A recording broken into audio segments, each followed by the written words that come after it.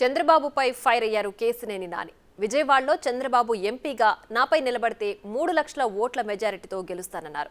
Lokesh after all అని, ఆయన MLA కూడా కాదని ఆగ్రహం వ్యక్తం చేశారు కేసినేని నాని.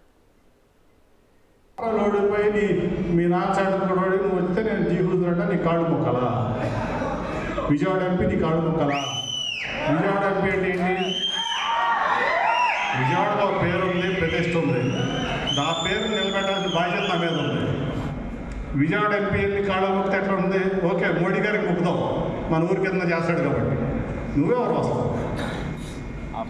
నేను ఒకటే చెప్తున్నా, చంద్రబాబు వచ్చి విజయవాడ నా మీద ఎంపీ గెలిచమని 3 లక్షలతో గెలుస్తాను.